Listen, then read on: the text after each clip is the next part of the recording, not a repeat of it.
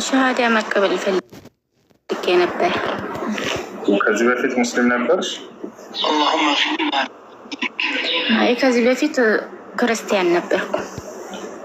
እሺ የምለውን ቃል አብረሽኝ የተከተልሽ ወይ? እሺ አሽሀዱ አላ ኢላሃ ኢለላህ ወአሽሀዱ አነ ሙሐመደን ረሱሉላህ። ማሻአላህ። ከዚህ በኋላ ሙስሊሙ ሆነሻል። አሁን ያልሽው ቃል የሸሃዳ ቃል ወይም የምስክር ቃል ይባላል። የእስልምና ሃይማኖት የመጀመሪያው ትዕዛዛትና መሰረት ነው። ትርጉሙ አሽሀዱ አላ ኢላሀ ኢለላህ ማለት እነሆ ከአንዱ ከአላህ በስተቀር በእውነት የሚመለክ ሌላ አምላክ የለም ብዬ መሰክራለሁ ማለት ሲሆን፣ ወአሽሀዱ አነ ሙሐመድን ረሱሉላህ ማለት ደግሞ ሙሐመድም የአላህ መልእክተኛና ነቢይ ናቸው ብዬ መሰክራለሁ ማለት ነው። ከዚህ በኋላ ሙስሊም ነሽ። አንድ ሰው ሙስሊም ሲሆን ጊዜ ወደ ነቢያት ህብረት ተቀላቀለ ማለት ነው። ወደ እነ ኢብራሂም፣ እስማዒል፣ ኢስሐቅ፣ ያዕቁብ፣ እነ ሙሳ፣ እነ ዒሳ ወይም በሲሁ ነቢይ ሙሐመድ ሰለላሁ ዐለይሂ ወሰለም ከእነዚህ ጋር ሆነ ማለት ነው። እነዚህ መንገድ ደግሞ አምላክ የደነገገላቸው መንገድ ብቸኛው መንገድ ነው፣ ኢስላም ነው። አንድ ሰው እስልምናን ከተቀበለ በቀጣዩ ዓለም ምን ያገኛል የሚለውንም አላህ ራሱ ቃል ይገባልናል። ገነትን እሰጣቸዋለሁ ወይም የዘላለማዊ ህይወትን ትወርሳላችሁ ብሎ ቃል ገብቷል። ኢነ ለዚነ አመኑ ወዐሚሉ ሷሊሓት ለሁም ጀናቱ ነዒም ኻሊዲነ ፊሃ ወዕደ ላሂ ሐቃ ወሁወል ዐዚዙል ሐኪም ይላል። እነዚያ በእኔ በአላህ አምነው መልካም የሰሩትን ሰዎች ገነትን አስገባቸዋለሁ፣ በእርሷም ውስጥ ለዘላለም ዘውታሪዎች ናቸው እያለ ይናገራል።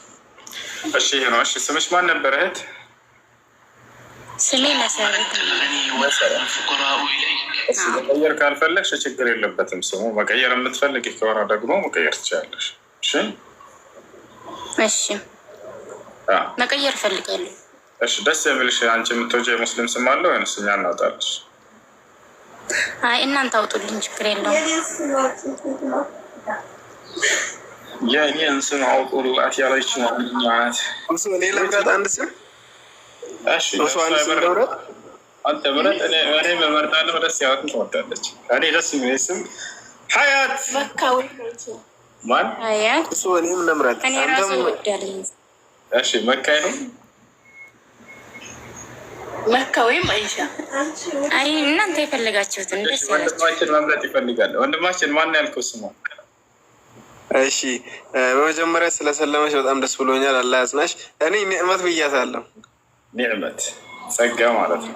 በጸጋ የምትኖር ነው መሰለኝ አንተ። እሺ ይበዛል። አሜን ነው ጌታ ሰዎች። ደስ የሚልሽ የትኛው ነው? ሀያት፣ ሰኪና፣ ሂክማ ብዙ ስሞች አሉንኛ። ረሂማ፣ መካ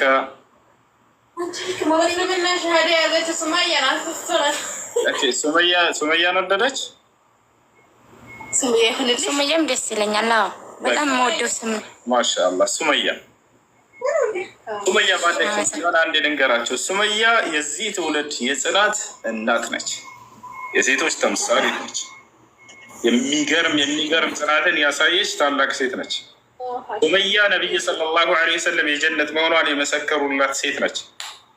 የዚህ ትውልድ የመጀመሪያዋ መስዋዕት ነች። የመጀመሪያዋ ይቅርታ ሰማዕት ነች። የመጀመሪያዋ ሰማዕት ነች። የመጀመሪያዋ ሸሂድ ከዚህ ትውልድ ላይ ሴት ልጅ ነች። የመጀመሪያዋ ልጅ የተባለችው ሴት ልጅ ነች። ማነች ሱመያ ወደሚለው እንምጣ። በነቢዩ ሰለላሁ ዐለይሂ ወሰለም ዘመን ማስተማር በጀመሩበት ጊዜ መጀመሪያ ከሰለሙ ሴቶች መካከል አንደኛዋ ሱመያ ነበረች። ባሏ ያሲር ይባላል፣ ሰልሟል። ልጃቸው አማር ይባላል፣ ሰልሟል። የመካ ከሃዲያኖች ነቢዩ ሙሐመድ ሰለላሁ ዐለይሂ ወሰለምን አስተምሮታቸውን ማስቆም እንዳልቻሉ ባዩ ጊዜ በቃ ከዚህ በኋላ ያለን አማራጭ ተከታዮቹን ከስር ከስር መግደል ነው፣ የዛኔ ተስፋ ይቆርጥና ያቋርጣል ሙሐመድ ብለው ይሄን መንገድ ጀመሩ። ከዚያም በኋላ የመጀመሪያዋ የዚህ ነገር የተጀመረባት ማን ነበረች? ሱመያ ነበረች። የመካ ሹማምንቶችና ንጉሶች በመካ አደባባይ ላይ እንዳለ የመካ ህዝብ በተሰባሰበበት ሱመያን አስተኟት። ከእስልምና ትመለሻለሽ ወደ መንገዳችን ወደ ነበርሽበት ወይንስ አትመለሽም? ካልሆነ ሞት ነው የሚጠብቅሽ አሏት። ለቅጽበት ያክል አምላክን አላህ ልክድ አልችልም አለቻቸው። ከፈለጋችሁ ልትገድሉ ትችላላችሁ አለቻቸው። አስተኝተዋት ብልቷ ላይ ነው በብረት በስለት ባለው ብረት ተንጠራርተው የወጓት። ለህዝብ ሁሉ መቀጣጫ ትሆናለች ብለው ወጓት። ነቢያችን ሰለላሁ ዐለይሂ ወሰለም ይሄ እንደደረሰባት በሰሙ ጊዜ ሰብረን የአለ ያሲር ፈኢነ መውዒደኩም ልጀና የሚለውን ብስራት ነገሯቸው። እናንተ የያሲር ቤተሰቦች ሆይ በእምነታችሁ ላይ ጽኑ፣ ቀጠሯችሁም ጀነት ነችና ብለው ነገሯቸው። ይህ ብስራት በዚያን ጊዜ ለተፈተኑ ሰለምቴዎች ብቻ አይደለም፣ እስከ ዓለም ፍጻሜ ድረስ ለሚመጡ ሰለምቴዎች ሁሉ በሃይማኖታቸው ምክንያት ለተገለሉ፣ ለተበደሉ፣ ለተጨቆኑ፣ አዛ ለተደረጉ ሰለምቴዎች ሁሉ በእምነታቸው ላይ እስከጸኑ ድረስ ብስራታቸው ጀነት እንጂ ሌላ አይደለም። ገብታችኋል አይደለም? ይህ ነው። እሺ ከይቅርታ ጋር እሺ፣ ከጨረሳችሁ እህት ስለ ሶላት አሰጋገድ ምናምን አስተምሪያት። እሺ እሺ አይ እሺ፣ መልካም ጊዜ ሆንላችሁ። ኮሜንት ላይ ወንድ ልጅ ጀነት ሲገባ 72 ደናግል ያገኛል፣ ሴቱስ ምን ያገኛል ይላል። ናግባ ዘገየ ነው ዘገረመው ናግባ ከላለ ጌታ ሰው እሱ ሰላም አለይኩም አለይኩም ሰላም አንዴ ናግባ ልክልሃለሁ። ሙስሊሞች ገነት ሲገቡ ወንዶች 72 ድንግል ታገኛላችሁ ይሉናል። ናግባ ወላሂ ናግባ። ይህን የሚል ክርስቲያን ካለ እዚህ 1700 ሰው አለ። ምናልባት ክርስቲያኖች ካላችሁ ግቡና በዚህ ጉዳይ ላይ ከኔ ጋር ማውራት ትችላላችሁ። ምን ያክል ለዘመናት ሲዋሿችሁ እንደነበሩ ዲያቆኖቻችሁ ዛሬ ትረዳላችሁ። ይኸው ሙስሊም በገነት ሲገባ 72 ድንግል ያገኛል ይሏቸዋል አይደለ? የሚገባ የለም። ውሸታም መሆናቸውን ዛሬ ከሀዲስ አውጥቼ ላሳያችሁ። ውሸት ሀዲስ እንደሚነግሯችሁ የሚገባ ካለ መግባት ይችላል። መጀመሪያ እድል ልስጣችሁ። አዎ አለ፣ እውነት ነው። ሙስሊሞች በጀነት 72 ሚስት ታገባላቸው የሚል ካለ ይግባ፣ ከሌለ በቃ ዝም ብዬ ላሳያችሁ። አይገቡ፣ ተደብቀው ነው ይሄን የሚነግሯችሁ። እሺ ይህ ሐዲስ የት ይገኛል መሰላችሁ ልጆች? ሱነን ኢብኑ ማጃህ 4337 ሱነን ኢብኑ ማጃህ 4337 ውሸት የሆነ ሐዲስ ነው የሚነግሯችሁ። ሙስሊሞች በጀነት ውስጥ 72 ሚስት ያገባሉ አይደለም የሚሏቸው። እንደተመልከተው ነው።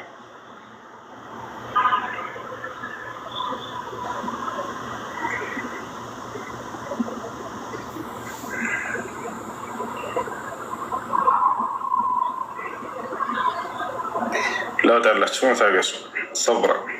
ሰብራ የዘመናት ውሸትና ቅጥፈት ዛሬ ሊፈርስላችሁ ያዙት። 4332 ሐዲስ ምን ይላል? ከመጀመሪያ ጀምሬ ከነሰነዱ ላንብብላችሁ።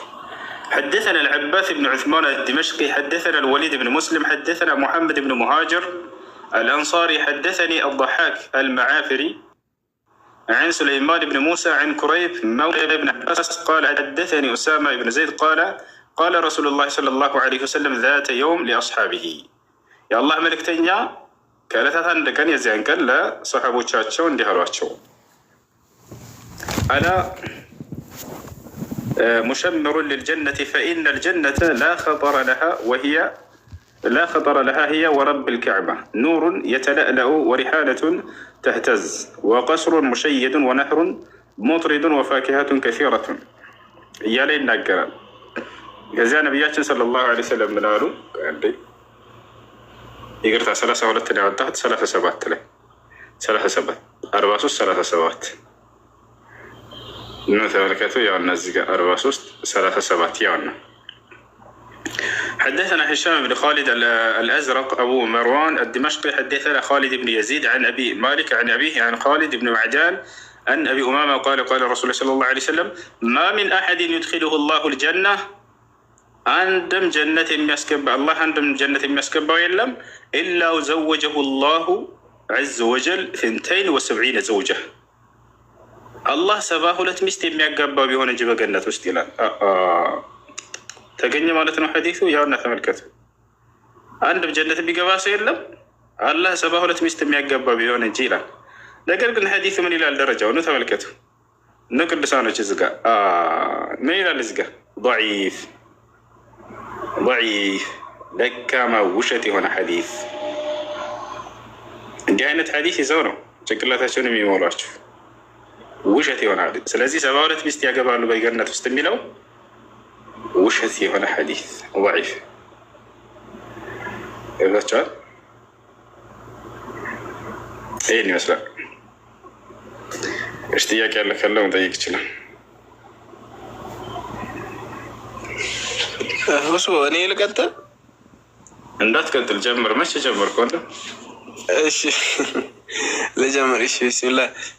በመጀመሪያ ለመጠየቅ የፈለኩት እንትን ነው፣ አራቱ መዝሀቦች የሚባሉት እነማን ናቸው? እሱ አቡ ሐኒፋ፣ الإمام مالك رحمه الله تعالى، والإمام الشافعي، والإمام أحمد بن حنبل رحمه الله تعالى። እነዚህ ናቸው። ኦኬ አራቱ መዝሀቦች አንድ ናቸው የተባለው አንድነታቸውና ልዩነታቸው እሱንም ማወቅ ፈልጌ ነው። አንድ ናቸውና አንድ ናቸው። አንድነታቸው በአቂዳቸው አንድ ናቸው። በእምነት ላይ በፍጹም የሚለያዩበት ነገር የለም። ነገር ግን ልዩነት የሚባለው ራሱ የሚጋጭ ልዩነት አይደለም። ልዩነት እክትላፍ ለሁለት ይከፈላል። ልዩነት እክትላፍ ተነውዕ እና እክትላፍ ተዳድ ይባላል። እክትላፍ ተነውዕ ወእክትላፍ ተዳድ። ስለዚህ የተቃራኒነት ልዩነት አለ። ልክ እንዲሁ ደግሞ ተቃራኒ ያልሆነ ልዩነት አለ። ሁለት ግንዛቤ ይኖረዋል። ለምሳሌ አንድ ሐዲስ እንበል፣ ያኛው አንዱ ሌላኛውን ግንዛቤ ይዞ ይሄኛው ደግሞ ሌላኛውን ግንዛቤ ይዞ ሊሄድ ይችላል። ሁለቱም በሁለቱም ስለመጣ ማለት ነው። አያ እና ስለዚህ ነስ እና ኢጅማዕ ባለው ጉዳይ ላይ ምንም ኺላፍ የላቸውም አራቱ የኢማም እንትኖች የፊቅህ ባለቤቶች። ከዚያ ውጭ ግን እክትላፍን ሊያስተናግዱ በሚችሉ ወይም ኺላፍን ሊያስተናግዱ በሚችሉ ነጥቦች እና ጉዳዮች ላይ በዚያ ላይ የተለያየ ሀሳብ ሊኖራቸው ይችላል። ገብቶሃል አይደለ? የሁሉም የሚጋጭና ወይንም ደግሞ ከቁርአንና ከሐዲስ የወጣ ትምህርት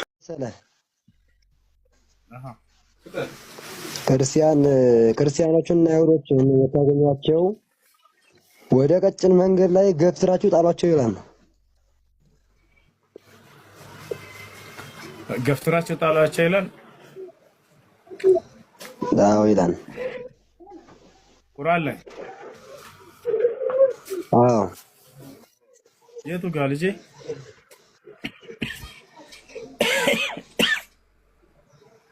ስንት ላይ እንደሆነ ረሳሁት፣ ብቻ ይላል። ወላሂ ቁርአን ላይ እንደሱ የሚል የለም። ለማንኛውም ላስረዳ እሺ፣ የሚለው የት እንደሚገኘው እንገራለን። አንደኛ ቁርአን ላይ አይደለም፣ ሐዲስ ላይ ነው የሚገኘው። ሐዲስ ምን ይላል? لا تبدأ اليهود والنصارى بالسلام فإذا لقيتم في الطريق فاضطروهم إلى أضيقه له። በመንገድ ላይ ብታገኟቸው አይሁዶችና ክርስቲያኖችን ወደ ጠባቡ መንገድ አስጠጓቸው ነው የሚለው። ታዲያ ምን ማለት ነው? አሁን እሱ ያለው ገፍትራችሁ ጣሏቸው ይላል ነው ያለው። እንደዚህ ብሎ ነው የሚነግራቸው። በጣም ያሳዝን። ወላሂ እንደዛ አይደለም፣ ገፍትራችሁ ጣሏቸው አይደል። ፈጠሩሁም ኢላ አድየቂሂ ማለት ወደ ጠባቡ አስጠጓቸው ማለት ነው እንጂ ገፍትራችሁ ጣሏቸው ማለት አይደለም። እሺ ወደ ጠባቡ አስጠጓቸው፣ ስለምንስ ያስጠጓቸዋል ወደሚለው እንምጣ። አንደኛ ይህ ሐዲስ የተነገረው በጦርነት ጊዜ ነበር። ሰሃቦች ለጂሃድ እየሄዱ እያለ የተነገረ የሆነ ሐዲስ ነው ይሄ። ስለዚህ ከሃዲያኖችን ለሁለት ከፍለው ነው የሚያቸው ኢስላም።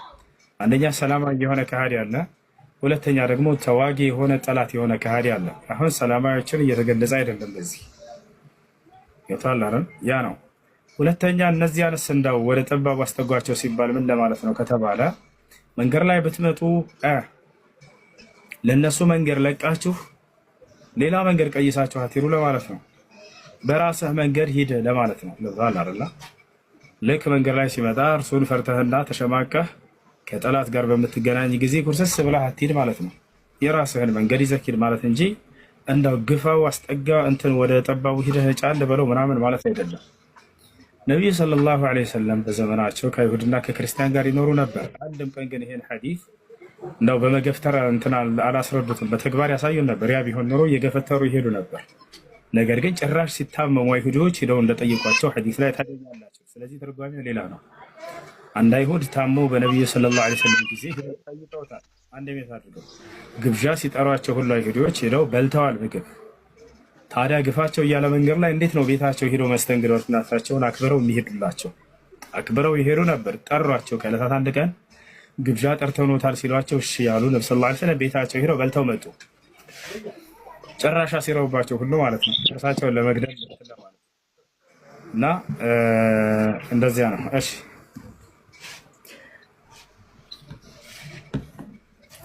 አንተ ግን እንግዳ ሁኜ ቤትህ ብመጣ ትቀበለኛለህ? መረጃ አለ። አሁን መረጃ አለ። ለምሳሌ አስጠጓቸው ነው እንጂ እኔ እንግዳ ሁኜ ቤትህ ብመጣ ትቀበለኛለህ? ኤሚ ምን ችግር አለው? እቀበላለሁ። እንደ መጽሐፍ ቅዱስ ግን እንዳትቀበል። አዎ እቀበላለሁ በደምብ። መጽሐፍ ቅዱስ ላይ ምን ያህል መሰለህ? አዳ ቡከር አወጣለት። ቡከር ይመቻል። አንድ አወጣለት።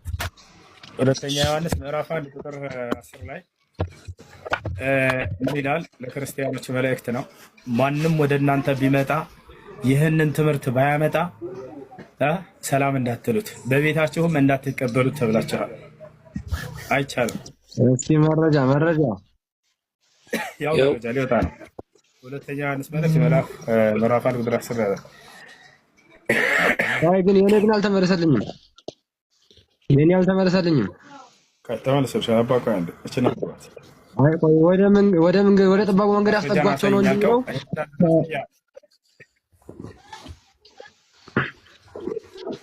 ያልኩህን ሁሉ እንዳለ አሳይሃለሁ። አብሽር፣ ችግር የለም። ያ አንዴ እንመልከት። እዚህ ጋር ያው አንብበው ምን ይላል? ማንም ወደ እናንተ ቢመጣ ይህንም ትምህርት ባያመጣ፣ ይህንም ትምህርት የተባለው የክርስቶስ ትምህርት ነው። ከላይ እንዳየው በክርስቶስ ትምህርት ለማይኖር ይላል። ማንም ወደ እናንተ ቢመጣ ይህንም ትምህርት ባያመጣ በቤታችሁ አትቀበሉት፣ ሰላምም አትበሉት ይላል። አየኸው?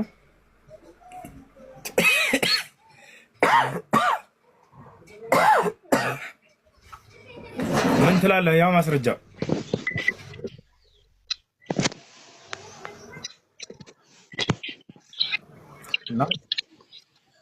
አይሰማም።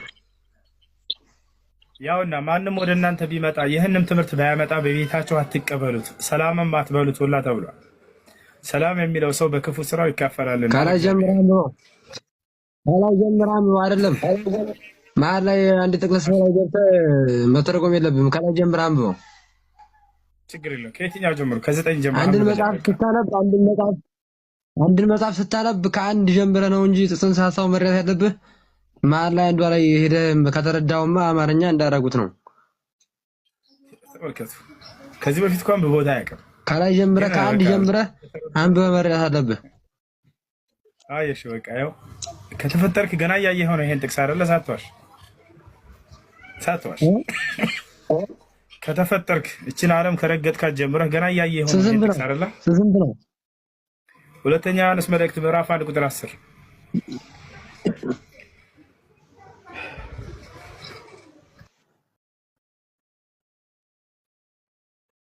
ከመጀመሪያው ቁጥር ጀምረህ አንብበው። አያ እና እንረዳዳ። አየሽ፣ አንብበለት እንዴ! ከአንድ ጀምረን ይመሻል እኮ የጌታ ሰው። ይኸው ቁጥር 10 ላይ ነው ያለው ሐሳቡ። ከዚያ ከላይ ካለው ጋር ምንም የሚገናኝ ነገር አይደለም። ስለ እውነትና ስለ ፍቅር ከሚለው ጀምረህ አንብበው። እሺ፣ በቃ አንብበለት። አውቄ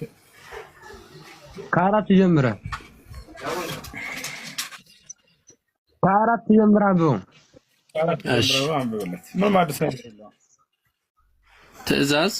ትእዛዝን ከአብ እንደተቀበልን ከልጆችሽ በእውነት የሚሄዱ አንዳንዶች ስላገኘኋቸው እጅግ ደስ ብሎኛል።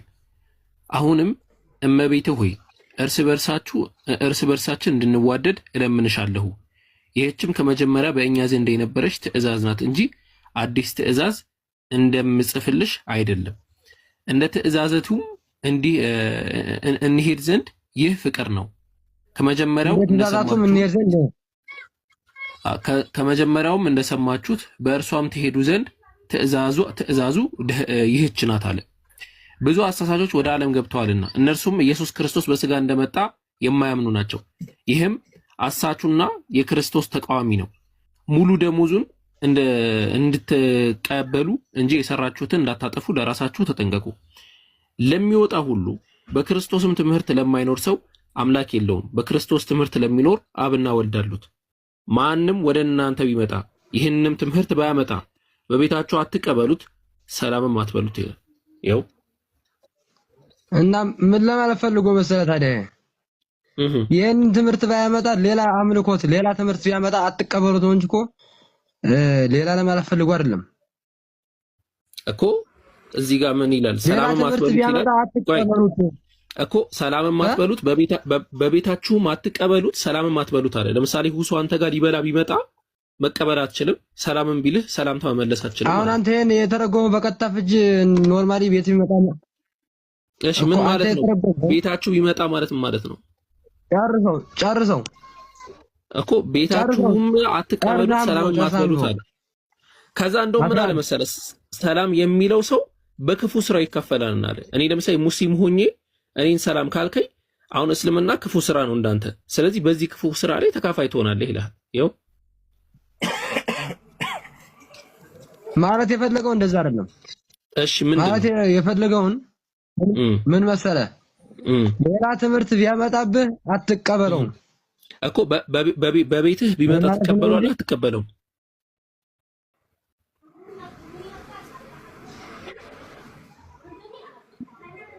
ቶሎ በል። በቤትህ ቢመጣ ትቀበለዋለህ አትቀበለውም? ለምሳሌ ሁሱል እቀበለዋለሁ። ለምን አልቀበለውም? መጽሐፉ በቤታችሁ አትቀበሉት ይላል።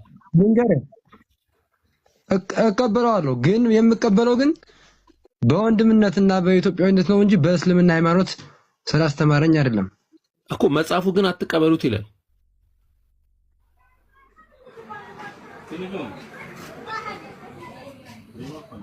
እሺ ሁለተኛ ጥያቄ፣ ሰላም ስትለዋለህ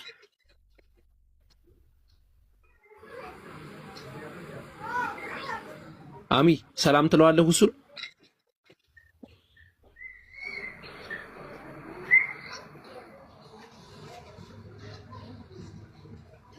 አሚ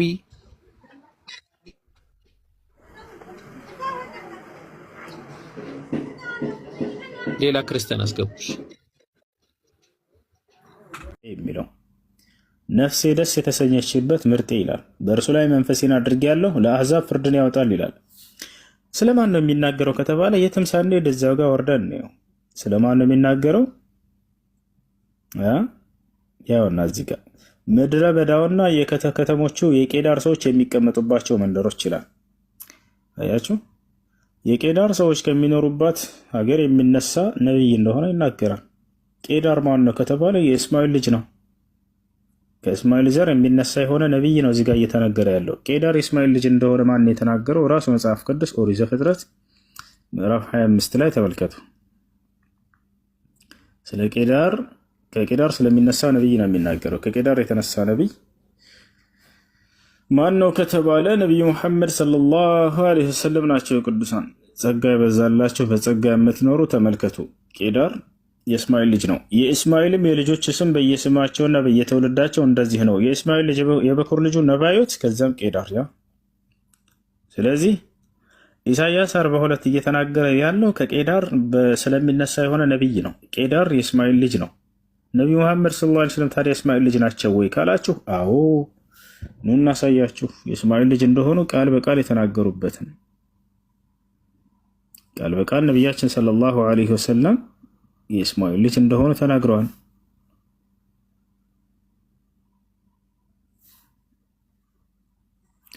ይህን የተናገሩበትን የእስማኤል ልጅ እንደሆኑ አላህ አብርሃምን መረጠ፣ ከአብርሃምም ኢስማኤልን፣ ከኢስማኤልም እኔን መረጠኛው ቃል በቃል ኢነላህ አስጠፋ ሚን ወለድ ኢብራሂም ኢስማኤል፣ አላህ ከአብርሃም ልጆች ኢስማኤልን መረጠ። ከዚያ መጨረሻ ላይ ምን አሉ? ወስጠፋኒ እኔንም መረጠኛ አላህ አሉ። ያው ታያቸዋል። ነቢዩ ሙሐመድ ሰለላሁ ዐለይሂ ወሰለም እዚህ ጋር አላህ አብርሃምን መርጦ ከአብርሃም ኢስማኤልን መረጠ። ኢስሐቅም የተመረጠ ነው። ኢስሐቅም የተመረጠ ነው እዛቻለ እና ስለዚህ ስለ እርሳቸው ነው የሚናገረው። ይህን የሚናገረው ኢሳይያስ 42 ላይ ያለው ለነቢዩ መሐመድ ነው ስንላቸው ወይንም ለአረቦች የተነገረ ነው ስንላቸው ጊዜ እኛ ብቻ አይደለንም። አንድ የክርስቲያን ዌብሳይት ላሳያችሁ። አባ ተክለ ሃይማኖት ዌብሳይት ሲባል ትሰማላችሁ። አባ ተክለ ሃይማኖት ዌብሳይት አባ ተክለ ሃይማኖት ዌብሳይትን የሚያውቃለ የግብፅ ኦርቶዶክሶች ትልቅ ዌብሳይት ነው። የዓለም የአረብ ክርስቲያኖች የሚጠቀሙበት ዌብሳይት ነው። ይሄን ወደ አማርኛ ልቀይርላችሁ። ኢሳይያስ 42 ላይ የተነገረው ስለ አረቦች የተነገረ ትንቢት ነው ብለው ቃል በቃል ይናገራሉ። ያና ላሳያችሁ። ኢሳይያስ 42 ላይ የተነገረው ለማን እንደሆነ ራሱ ይነግራቸዋል። እዚህ ጋር ያው ምን ይላል? ቅዱሳን ጸጋ ይበዛላችሁ ተመልከቱ፣ በጸጋ የምትኖሩ ካላችሁ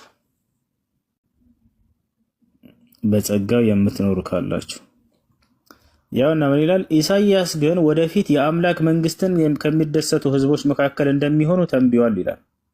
ስለማን ነው? ስለ ቄዳር ነው እያወራ ያለው። ያው ቄዳር ማን እንደሆነ ራሱ እዚህ ጋር ይንገራችሁ። ቄዳር ማለት ያኔ የአብርሃም ልጅ የሁለተኛው የእስማኤል ልጅ ስም ነው ይላል። ኦሪት ዘፍጥረት ምዕራፍ 25 ቁጥር 13 ላይ ተገልጿል። አንደኛ ዜና መዋዕል 29:1 ላይ ተገልጿል። ቄዳር ማን ነው? ያው የአረብ ነገዶች አባት ነው። አላህ ራሳቸው የገዛ ዌብሳይቶቻቸው የአረቦች አባት እንደሆነ ቄዳር ተነገረ። ከታቸው አላረ ቄዳር የአረብ ነገዶች አባት ነው። አገራቸውም ቄዳር ትባላለች። ኦኬ። ከዚያ በኋላ እነዚህ ሰዎች ይህ ትንቢቱ የተነገረው ለእነሱ እንደሆነ ለአረቦች እንደሆነ ይነግራቸዋል። ያውና እዚህ ጋር ምን ይላል? ወረድ ብሎ ኢሳይያስ ግን እያለ ይነግራቸዋል። ጸጋ ይበዛላችሁ ተመልከቱ። እዚህ ጋር በጸጋው የምትኖሩ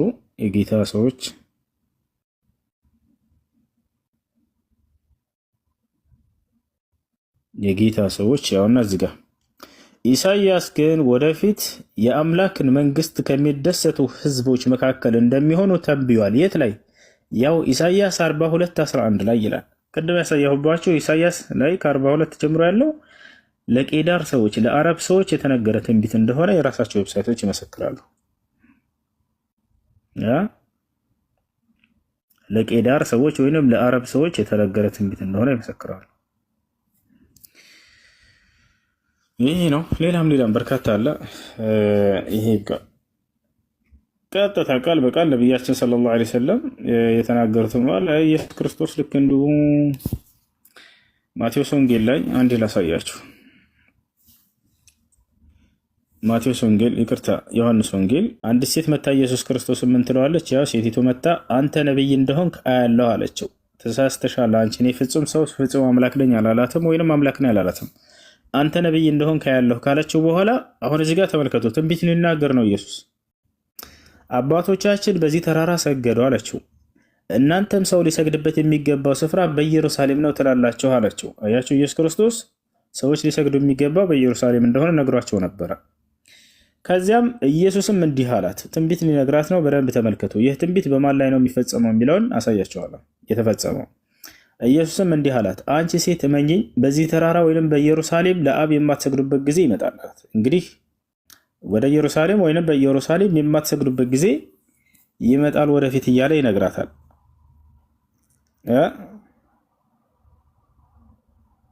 ስለዚህ በማን ላይ ነው ይህ ትንቢት የተፈጸመው? ወደ ኢየሩሳሌም ዙራችሁ ወይንም በኢየሩሳሌም የማትሰግዱበት ጊዜ ይመጣል። በማን ላይ ነው ከተባለ በነብዩ ሰለላሁ ዐለይሂ ወሰለም ላይ በእርሳቸው ላይ እንደተፈጸመ ማስረጃ አለው። አዎ ነብዩ ሰለላሁ ዐለይሂ ወሰለም ላሳያቸው ለ16 እና ለ17 ወራት ያክል ወደ ኢየሩሳሌም ዙራ ስገድ ተብለው ከዚያ በኋላ ወደ መካ ዙር የሚለው ትዕዛዝ ከዚያ በኋላ ነው የመጣላቸው እና ይሄን ይመስላል። የተፈጸመበትም ላሳያችሁ። ሰለይና እዚህ ጋር እንደሆነ ላሳያችሁ። የጌታ ሰዎች ጸጋ ይበዛላችሁ፣ በጸጋ የምትኖሩ ተመልከቱ። እዚህ ጋር እሺ፣ ያው እና ምን ይላል? ሰለይና ነብዩ መሐመድ ሰለላሁ ዐለይሂ ወሰለም ምን አሉ? ሲናገሩ ሰለይና መዓ ነቢ ሰለላሁ ዐለይሂ ወሰለም ነሕወ ቤት አልመቅዲስ ሰሃቦች ምን አሉ? ከነቢዩ ሙሐመድ ሰለላሁ ዐለይሂ ወሰለም ጋር ወደ ኢየሩሳሌም ለ16 እና ለ17 ወራት ያክል ሰገድን። ከዚያም በኋላ ወደ መካ አቅጣጫ እንድንዞር ታዘዝን ይላሉ። አያችሁ ኢየሱስ ምን ብሏቸዋል? አንቺ ሴት እመኚኝ ወደፊት ኢየሩሳሌም የማትሰግዱበት ጊዜ ይመጣል ብሏታል። ወደዚያ ተዝሮ የማይሰገድበት ጊዜ ይመጣል ብሏታል። ያ ትንቢት በማን ላይ ተፈጸመ? ወደፊት እንደሚቀየር ተነግሯል። ያ ትንቢት የተቀየረው በእርሳቸው ላይ ነው። ያው ማስረጃ ቀጥታ ሐዲሱን ላሳያችሁ፣ ወደ አማርኛ አልቀይርላችሁ። ሰሃቦች ምን እንዳሉ ከእርሳቸው ጋር ከነቢዩ ሰለላሁ ዐለይሂ ወሰለም ጋር ወደ ኢየሩሳሌም አቅጣጫ ለ16 ወራት ወይንም ለ17 ወራት ያክል ሰገድን። ከዚያም እናም ወደ ቂብላ ዞረን ይላሉ ሰሃቦች አብሯቸው የነበሩ። ለዚህ ነው ለምንድነው ይሄን በዚህ አቅጣጫ እንዲዞሩ ሰግደው እንዲሰግዱ ያደረገው አምላክ መጀመሪያ አላህ ባለፉት ነብያት ላይ ይህ ነገር ተነግሮ እንደነበርና ትንቢቱ በእርሳቸው ላይ እንደተፈጸመ መጽሐፍን ለሚያነቡ ሰዎች ሊያሳያቸው ዘንድ ነው። የመጨረሻ ላሳያችሁ ኢየሱስ ክርስቶስ ወደፊት የነብይነት ማዕረግ ከአይሁዳውያን ወይንም ከእስራኤላውያን ተነጥቆ ወደ ለሌላ ህዝብ እንደሚሰጥ የተናገረበትን ኢነ መለኩቱላህ ተንዘዑ ሚንኩም ይላቸዋል ኢየሱስ። አይሁዶች ምን አላቸው? የእግዚአብሔር መንግስት ከዚህ በኋላ ከእናንተ ትነጠቃለች፣ ፍሬውን ለሚያፈራ ትውልድ ትሰጣለች ይላል። ኢነ መለኩቱላህ ያሳያችሁ ዩንዘዑ ሚንኩም ማቴዎስ 21:43 ላይ በደንብ አስተውሉ። እዚህ ጋር ኢየሱስ ክርስቶስ ሊናገር ነው። ኢየሱስም እንዲህ አላቸው ይላል፣ ግንበኞች የናቁት ድንጋይ እርሱ የማዕዘን ራስ ሆነ ይላል። ዋና የሆነ ግንበኛ የሚለው ያኔ ግንብ የሚለው ነብያቶች ይሄን አሳያቸዋለሁ። ወላሂ በጣም ይገርማል። ይሄን ለኢየሱስ እንደሆነ ክርስቲያኖች ይናገራሉ፣ ለኢየሱስ እንደሆነ ይናገራሉ። ግንበኞች የናቁት ድንጋይ የሚባለው ኢየሱስን ነው ብለው የሐዋርያት ሥራ ላይ ያስቀምጠዋል። ነገር ግን ኢየሱስ እዚህ ጋር እየተናገረ ያለው ስለማን እንደሆነ እናያለን። ኢየሱስ እንዲህ አላቸው፣ ግንበኞች የናቁት ድንጋይ እርሱ የማዕዘን ራስ ሆነ ይላል። የማዕዘን ራስ ሆነ ያኔ ዋና ሆነ እያለ ነው። ገብታችኋል አይደለ? ግንብ የሚለው ነብያቶች ናቸው። ነብያቶች ልክ እንደ ግንብ እንደሆኑ ከነዚያ ደግሞ ዋናና አለቃው የሆነ ያ የማዕዘን ራስ ድንጋይ ሆነ ዋና ሆነ በማዕዘኑ ላይ ያለ እሱ ነው እናያለን። ግንበኞች የናቁት ድንጋይ እርሱ የማዕዘን ራስ ሆነ ይላል። ይህም ከጌታ ዘንድ ሆነ። ከማን ዘንድ ነው? ከጌታ ዘንድ ነው። ለዓይኖቻችንም ድንቅ ነው አለ የሚለውን ከቶ በመጽሐፍ አላነብባችሁም? ከዚያ በኋላ ምን አላቸው? ስለዚህ አላቸው። አሁን ተመልከቱ። ስለዚህ ገብታችኋል? ከላይ ጋር የተያያዘ ነው። ስለዚህ እላችኋለሁ አለ ኢየሱስ ክርስቶስ። ምን አላቸው? የእግዚአብሔር መንግስት ከእናንተ ትወሰዳለች። ከዚህ በኋላ የነብይነት ማዕረግ ከእስራኤል ሊወሰድ ነው። ለነማን ይሰጣል? ፍሬዋንም ለሚያደርግ ህዝብ ትሰጣለች አለ። ፍሬዋንም ለሚያደርግ ህዝብ ትሰጣለች። አላህ በሱረቱል ፈትህ ላይ ምን አለ? በመሲሁ አንደበት ፍሬያማ በሆነች ዛፍ ምሳሌ ጠቅሼ ገልጫቸዋለሁ እያለ ተናገረ። ወመሰሉሁም ፊል ኢንጂል ከዘርዒን አኽረጀ ሸጥአሁ ፈአዘረሁ ፈስተግለዘ ፈስተወ ይላል። በመሲሁ አንደበት ላይ ምን ብሎ እንደገለጻቸው በፍሬያማ ዛፍ ገልጫቸዋለሁ እያለ ይናገራል። ነው ላሳያችሁ። በመጀመሪያው ፍሬዋ በፍሬ በምታፈራ ዛፍ ምሳሌ ገልጫቸዋለሁኝ በመሲሁ አንደበት ላይ እያለ የተናገረበትን ላሳያችሁ። ስለ ነብዩ መሐመድ ሰለላሁ ዐለይሂ ወሰለምና ስለ ኡመታቸው ሲናገር ሱረቱል ፈትህ መጨረሻ ላይ ተመልከቱ። ሙሐመዱን ረሱሉላህ ይላል። የአላህ መልእክተኛ ሙሐመድ ካለ በኋላ ምን አለ? እነዚያም ከእርሱ ጋር ያሉት ወዳጆቹ በከሃዲዎች ላይ ብርቱዎች፣ በመካከላቸው አዛኞች ናቸው። አጎንባሾች ወይም ሰጋጆች ማለት ነው። ሰጋጆች ሆነው ታያቸዋለህ። ከአላህ ችሮታንና ውዴታን ይፈልጋሉ። ምልክታቸው ከስግደታቸው ፈለግ ስትሆን በፊታቸው ላይ ናት። ይህ በተውራት የተነገረው ጸባያቸው ነው አለ። በኢንጂልም ውስጥ ይላል። እንግዲህ በመሲሁ አንደበት ምን ተብሎ እንደተነገረ ምሳሌያቸው ቀንዘሉን እንዳወጣ አዝመራ እና ቀንዘሉ እንዳበረታው እንደወፈረምና ገበሬዎቹን የሚያስደንቅ ሆኖ በአገዳዎቹ ላይ ተስተካክሎ እንደቆመ አዝመራ ነው ይላል። አያሽ ባጭሩ ምን ብሎ ገልጿቸዋል? ፍሬም በሚያፈራ ዛፍ ምሳሌ በመሲሁ አንደበት ገልጫቸዋለሁ እያለ ይናገራል። ኢየሱስ ክርስቶስ ምን አለ? ፍሬውን ለሚያፈራ ትውልድ ትሰጣለች አለ። የአምላክ ነብይነት ማዕረግ ከዚህ በኋላ ተነጥቆ አሁን ዋናው ልነግራቸው የፈለግኩት እዚህ ጋር የተናገረው ነገር አለ። ኢየሱስ የማዕዘን ራስ ድንጋይ ተብሎ ዋናነቱን ይገልጻል። እዚህ ጋር ያ የማዕዘን ራስ ድንጋይ የተባለው ግንብ እያለ ነው። ገብታችኋል? ግንብ የሚለው ነቢያቶች ናቸው። ያ ግንብ የነቢያቶች ጥርቅም ነው ድንጋዮቹ። ከነርሱ ማዕዘን ላይ ያለው ደግሞ ዋናውና ታላቁ ነው። ያ በፍሬያማ የተገለጸው ወደፊት የሚመጣ ነው። የማዕዘን ራስ ድንጋይ ተብሎ የተገለጸው ማን ነው? ራሳቸው ነቢ ሰለላሁ ዐለይሂ ወሰለም ይሄን ትንቢት ቃል በቃል እኔ እዚያ የማዕዘን ራስ ድንጋይ ነኝ ብለው ቃል በቃል ይናገራሉ። ዋናነታቸው ለመገለጽ የተጠቀመው ቃል ነው መሲሁ። ይሄን ትንቢት በእርሳቸው ላይ እንደሆነ ማስረጃ ልስጣችሁ። ስለ ነብያት ነው ይህ ግንብ እየተባለ የተነገረው፣ ስለ ነብያት ነው። ላሳያቸው። ተኽሪጅ ሐዲስ ራሳቸው ፈአና አለቢና ያውና ያ የማዕዘን ራስ ድንጋይ የተባለው እርሳቸው እንደሆነ ቃል በቃል ይናገራሉ። የተናገሩበትን ላሳያችሁ። ወላሂ በጣም ይገርማል ይሄ ነገር። ያውና መሰሉል አንቢያ ቅድም ያልኳችሁ ግንቡ የነብያት ምሳሌ ነው። እነዛ ድንጋዮቹ ግንቦች የተገነቡበት ነብያቶች ናቸው። አንድ የቀረ ነበረ፣ ዋና አለቃ ወደፊት ይመጣል። ያ እርሱ የማዕዘን ራስ ዋናቸው እንደሆነም ይገልጻል። ያው ነብዩ መሐመድ ሰለላሁ ዐለይሂ ወሰለም ምን አሉ? መሰሊ ወመሰሉል አንቢያ ሚን ቀብሊ አሉ፣ እኔና ከእኔ በፊት የቀደሙኝ ነብያቶች ምሳሌያችን አሉ ከመተል ረጁልን በና ቡንያነን ፈአሕሰና፣ ልክ ግንብን እንደገነባ ሰው ግንቡንም አሳምረው አስዋበው አሉ። ኢላ መውዲዑ ለቢና፣ የአንዲት ምን ዛውያ ይላል፣ በአንዲት በማዕዘን ላይ የምትቀር የድንጋይ ቦታ ብቻ ስትቀር ተዋታሉ። ያ ማለት ቀደምት ነቢያት እንዳለ ተልከው አንድ ነቢይ ብቻ ቀርተዋል። ቀደሙት ነቢያት እንዳለ በግንብ ተመስለው አንድ ግን ከማዕዘኗ ላይ የቀረ ያ የማዕዘን ራስ ድንጋይ ነበረ፣ ዋናው ማለት ነው። ኢላ መውዲዑ ለቢነት ሚን ዛውያ ሚን ዘዋያሁ፣ ከማዕዘኖቹ መካከል በአንዱ ማዕዘን ላይ የአንዲት የድንጋይ ቦታ ትቀር ነበረ አሉ። ፈጃለ ናስ የጦፉነ ቢሂ፣ ሰዎችም ይህንን ግንብ ይዞሩትና ይመለከቱት ጀመር። ወየዕጀቡነ ሚንሁ፣ ከእርሱም ይደነቁ ጀመር አለ። ለአይናችንም ድንቅ ነው ብሏል አይደል ቅድሞ መጽሐፉ ላይ። ወየቁሉን፣ እንዲህ ይላሉ፣ ማ ረአይና ቡንያንን አሕሰነ ሚን ሃዛ፣ ይህን የመሰለ ግንብን አላየንም ይሉ ጀመር። ኢላ መውዲዑ ሚን ሃዚሂ ለቢና፣ በዚች በማዕዘን ላይ ያለች የድንጋይ ማስቀመጫ ቦታ ስትቀር ብለው ይደነቁም ነበር። ፈኩንቱ አነ ለቢና፣ ያቺ የማዕዘን ራሷም ድንጋይ እኔ ሆንኩኝ አሉ። ያውቃል በቃ የዚያች የማዕዘን ራስ ድንጋይም እኔ ነኝ አሉ። ያ ምሳሌ ስለ ነብያት ነው። ያችም የማዕዘን ራስ ድንጋይ እኔ ነኝ አሉ። ያ አነ ቲልከ ለቢና፣ የዛች የማዕዘኗ ራስ ድንጋይ እኔ ነኝ አሉ። ቃል በቃል መሲሁ የተናገረውን የማዕዘን ራሱ ድንጋይ እርሱ ነው። በምን ተገልጿል ያ ነብይ ከተባለ ያው ፍሬውን የሚያፈራ ነብይ ነው።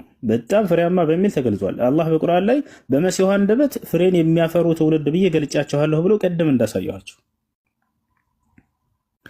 ስለዚህ እላችኋለሁ አለ ኢየሱስ ክርስቶስ፣ የእግዚአብሔር መንግስት ከእናንተ ትወሰዳለች። በቃ ከዚህ በኋላ ከእስራኤላውያን የነብይነት ማዕረግ ይወሰዳል፣ ፍሬዋንም ለሚያደርግ ህዝብ ትሰጣለች አለ። አሁን ስለዚያ ስለ ነብይ ደግሞ ሊነግራቸው ነው። በዚህም ድንጋይ ላይ የሚወድቅ ይቀጠቀጣል አለ። ነብዩ ሰለላሁ ዐለይሂ ወሰለም ማንም ሰው ለማጥፋት መጥቶ ተቀጥቅጦ ነው የሄደው።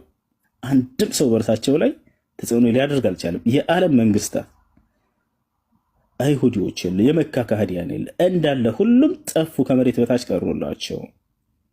እርሱን በዚህ ድንጋይ ላይ የሚወድቅ ይቀጠቀጣል፣ ድንጋዩ ግን የሚወድቅበትን ሁሉ ይፈጫቸዋል አለ ነብዩ ሰለላሁ ዐለይሂ ወሰለም። እንዳለ ድል ነስተውባቸዋል። ገብታችኋል? ማንም እርሱን ሊያሸንፈው የሚችል የለም።